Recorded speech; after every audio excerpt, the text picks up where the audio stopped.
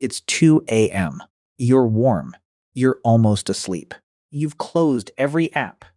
You've scrolled to the bottom of the internet, and your brain has finally run out of things to do.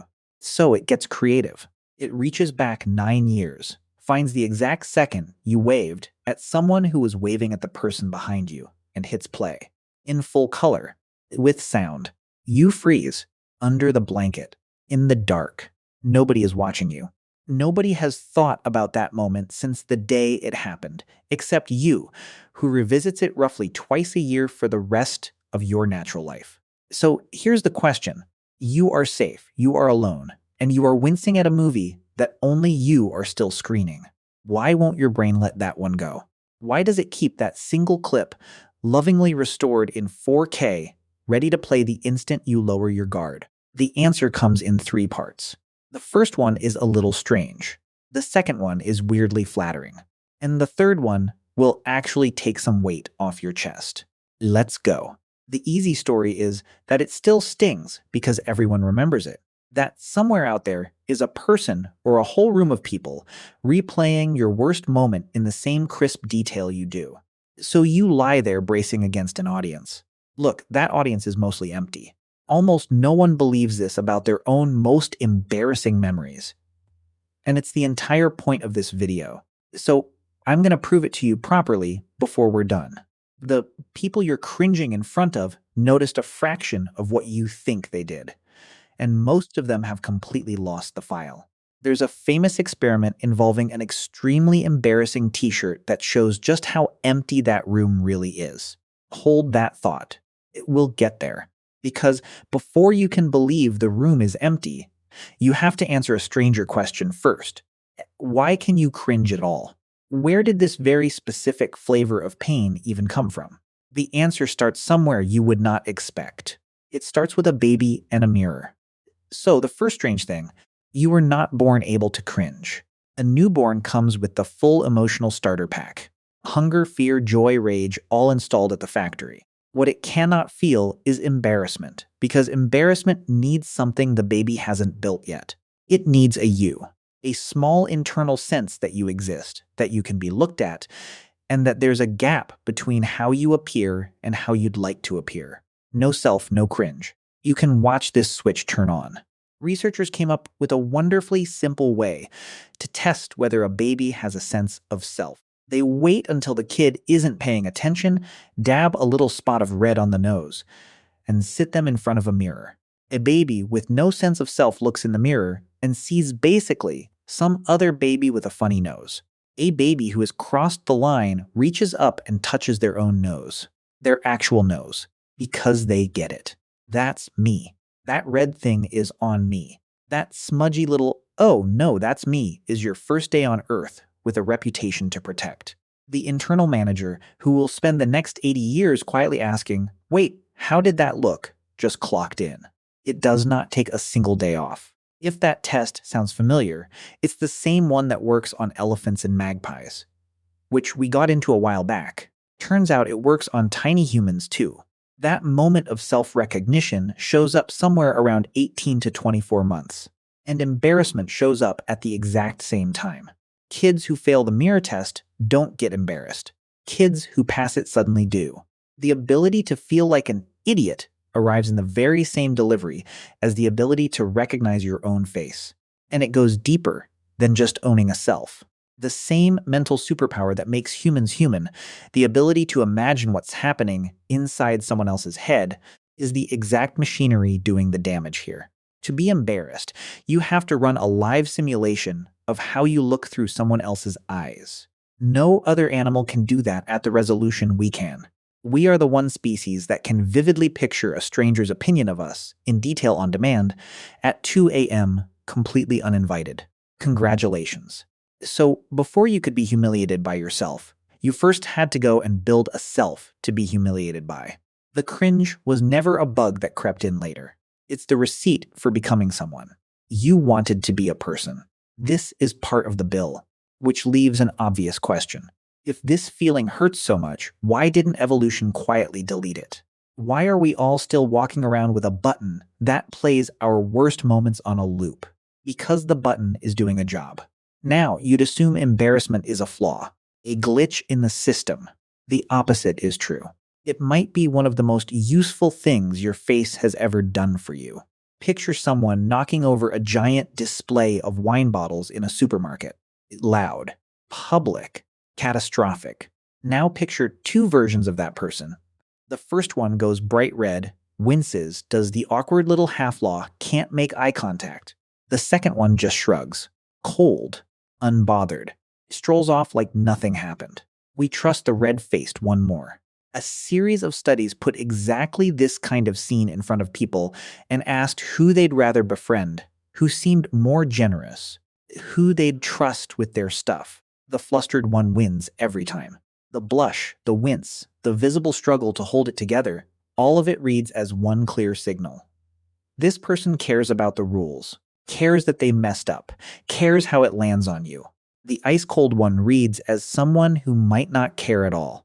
So that mortifying full-body cringe is basically a tiny involuntary apology your body files on your behalf, before your mouth has even caught up. And everyone speaks the language. The embarrassed face is weirdly identical across the entire planet. Eyes down, a smile you're trying to swallow, head turning away.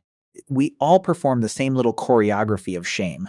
You know the exact one, which is a strong hint it isn't random at all. It's standard issue equipment.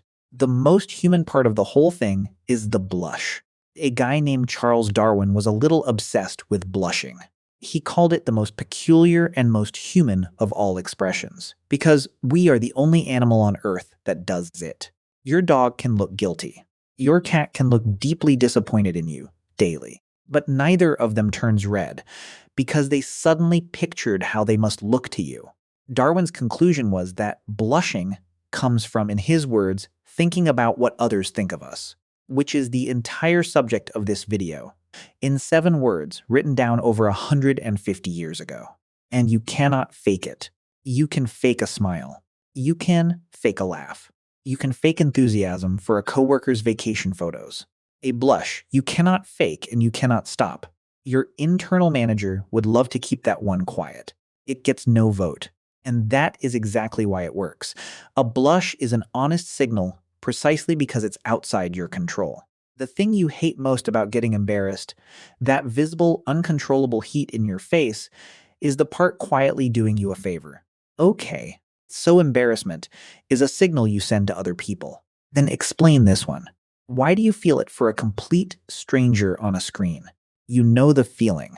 You're watching someone on TV walk in for a confident high five that is very clearly not coming. Or pitch a business idea so bad you feel it in your teeth.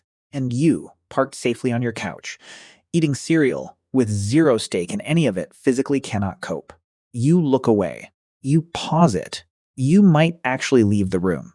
There are entire hit comedy shows built on this one reflex, where the whole joke is that you desperately want to flee your own living room. When you watch someone else step on a social landmine, your brain lights up in the same place it lights up when you are in pain yourself.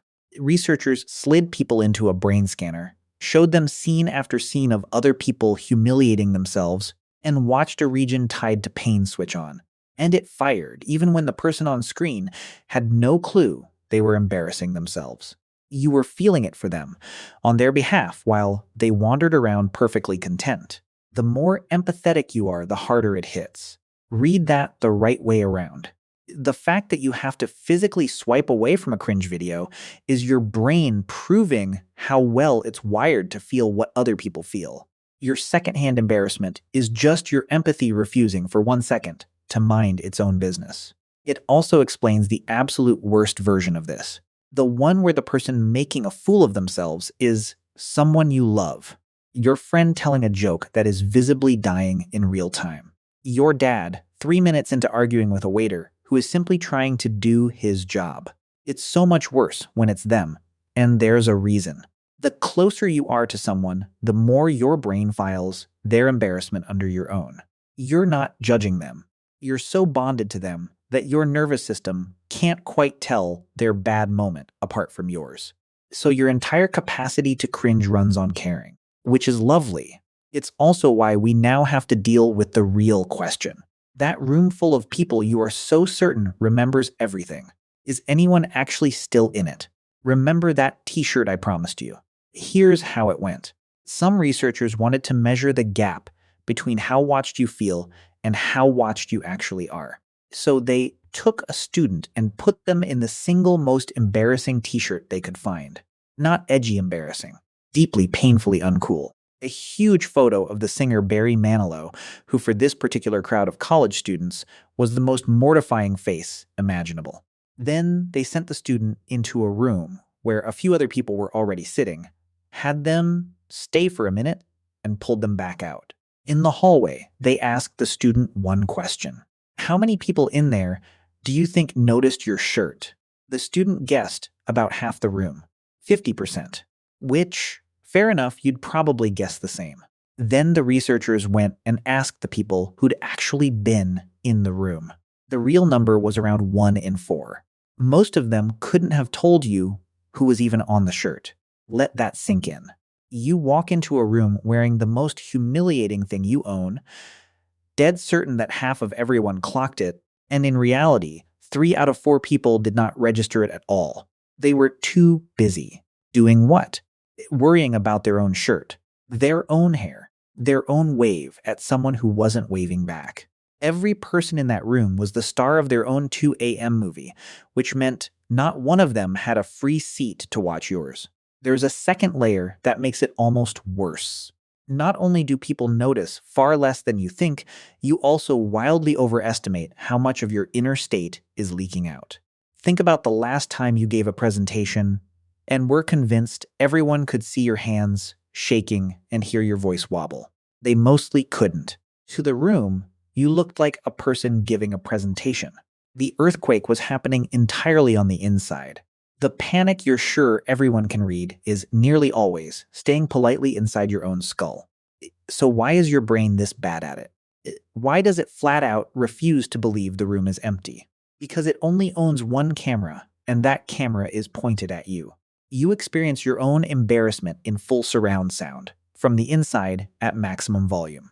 You have zero footage of how forgettable it looked from across the room. So your brain takes the lazy shortcut. It assumes everyone else saw the version you felt. They didn't. They caught a blurry wide shot for half a second, and then they looked back down at their phone. There's one more piece, and it's almost funny. Even if absolutely no one remembers your worst moment, your brain will run never out of fresh material to torture you with. The reason is a strange little quirk in the way you see yourself. A huge study asked something simple of 19,000 people, from teenagers all the way to retirees. 2 questions. How much have you changed in the past 10 years? And how much do you expect to change in the next 10? And almost everyone at every age gave the same answer. I changed a lot back then, but I'm pretty much finished now. The 18-year-olds said it. The 40-year-olds said it. The 60-year-olds said it. Every age group looked backward and saw a different person, then looked forward and saw, more or less, themselves complete. They called it the end of history illusion. You always feel like you've just now arrived at the final correct edition of yourself. The catch is that you have felt exactly that way your whole life, and you have been wrong every single time. The you from 5 years ago also felt finished, and you currently find that person a little embarrassing. Okay, more than a little. You can see where this is going. If today's you is secretly just another rough draft, then the you of 10 years from now is going to look back at today, at your current haircut, your current strong opinions, the caption you just posted, the thing you said in that meeting, and wince. Exactly the way you wince at your old photos. Exactly the way an old post ambushes you with a notification that says on this day, and you quietly say no to your phone. That sounds bleak. Flip it over. Every time you cringe at an older version of yourself, you are not failing at anything. You're collecting proof. Proof that you grew. Proof that you can now see what that person couldn't see yet. The cringe is the distance between who you were and who you are now, and that distance is pretty much the whole point of being alive. A person who never once cringes at their past self is a person who never changed. So, why won't your brain let that moment go? You finally have the real answer, and it was never really about that moment.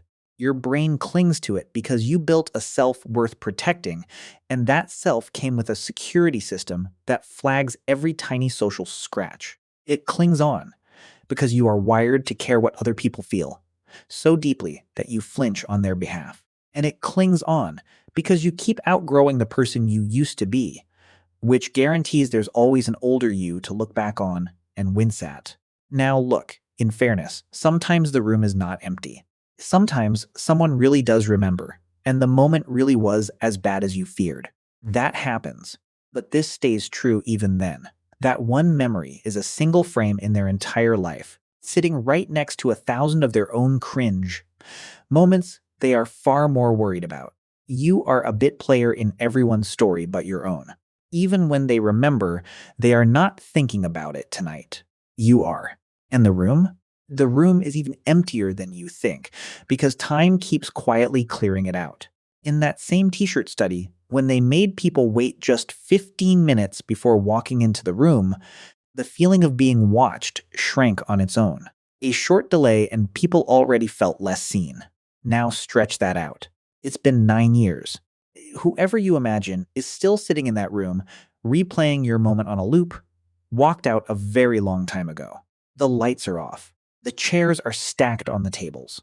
So the next time it hits 2 a.m. and your brain cheerfully cues up the wave, or the wrong name, or any of the dozen other clips on the reel, try to remember what's really on the other side of that feeling. The room is empty. Everyone went home years ago. You are the only one who stayed behind, which means you are also the only one who can finally switch off the projector and let them all leave. And you can tell that internal manager, the one that clocked in when you were a toddler and never left, that it can sit down now. The audience it's been performing for walked out during the first act. And the feeling itself, that hot, awful, deeply familiar wince. It is not proof that something is wrong with you. It's proof of nearly the opposite. You don't cringe in spite of being a good person. You cringe because you became one, because you can be seen, and because you care how it lands on the people around you. That ache at 2 a.m. is just the cover charge for having an inner life at all. Honestly, it's a bargain. So tell me down in the comments, which one still plays for you every single time? Mine is the wave, obviously. And if yours is too, pull up a chair. There are a few billion of us in here. We'd shake hands, but we've all quietly agreed that's exactly how the trouble starts. Take care of yourselves, and I'll see you soon.